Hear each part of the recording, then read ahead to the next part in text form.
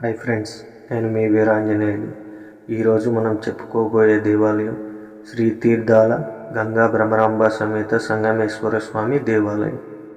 ఈ దేవాలయం ఖమ్మం జిల్లా పేరంటాలపల్లె తీర్థాల కూడలి నందు కలదు. హరహర మహాదేవ అని ఆర్తిగా ఎవరైనా ఒకరు అంటే చాలు, శంభో శంకర అని వందలాది గొంతులు వంత పలికే స్థలి తీర్థస్థలి.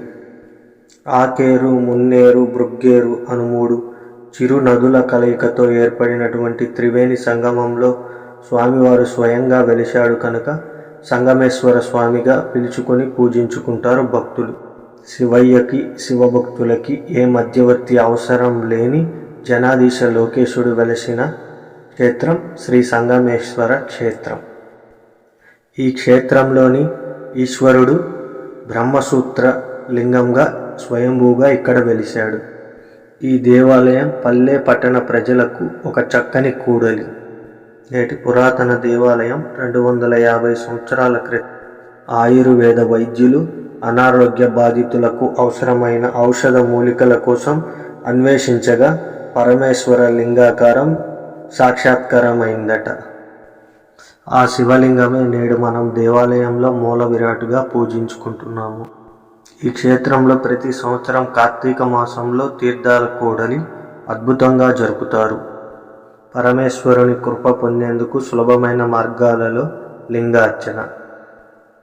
శివునికి విగ్రహ రూపాన పూజలు లేనందున లింగ రూపాన అర్చించుట ద్వారానే ఆ ముక్కంటి దయా పరమపదం లభిస్తాయి అంటారు. సకల నిష్కల రూపాలలో పూజించబడే శివుడు ఓ తటాక తీరాన కొండ వంటి ప్రాంతంలో వెలిశాడంటారు. కూడలి జాతరగా ప్రసిద్ధమైన ప్రదేశంలో గిరిజన మైదాన ప్రాంత శివభక్తులతో కలకల్లాడే క్షేత్రం ఇది. ఈ క్షేత్రంలో భక్తులు స్వయంగా అభిషేకం చేస్తారు.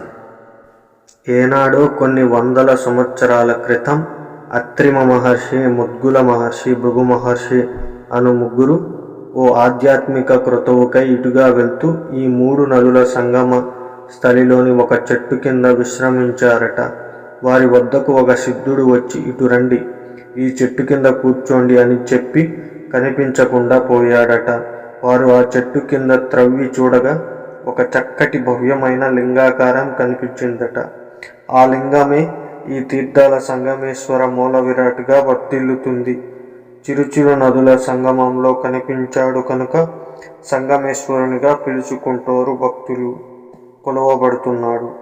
ఇక్కడి జన సందోహం, జనం మధ్యలో ఉండే పెద్దల ఆధ్వర్యంలో జీర్ణోద్ధరణ, పునరుద్ధరణను ఏర్పరిచి ప్రతి సంవత్సరం కార్తీక మాసంలో జరిగే కూడలి జాతర కొలువులతో అంగరంగ వైభవంగా వెలుగొందుతున్న దేవాలయం ఈ దేవాలయం.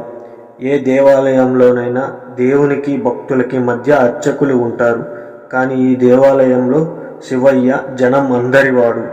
జనానికి అందేంత సమీపంలో ఉండేవాడిగా ఏ పూజారులు మధ్యవర్తిత్వం లేకుండా జనం కోసం జనం మధ్యలో పూజలు అందుకుంటున్నాడు.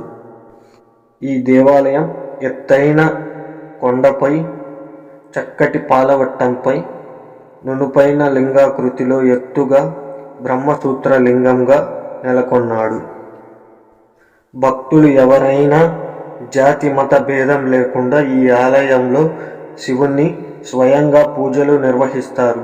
శివుడు ఒంటరిగా ఎప్పుడు ఉండడు. తనతో పాటు ప్రమదగణాలు, కైలాస పరివారంతో కోలాహలంగా ఉంటాడు. లేదా నిత్య శ్మశాన ప్రాంతంలో కూడా భూత ప్రేతాది అసుర గణాలతోనైనా ఉంటాడు. ఎల్లప్పుడూ జనసంద్రంతో కలకలలాడే గిరిజన గూడాలకు కూడలి అయిన పేరంటాలపల్లె. అందుకే ఇక్కడ కూడలి జాతర జరుగుతుంది. ఈ క్షేత్రంలో శివుడు తన సమస్త పరివారంతో వెలశాడు.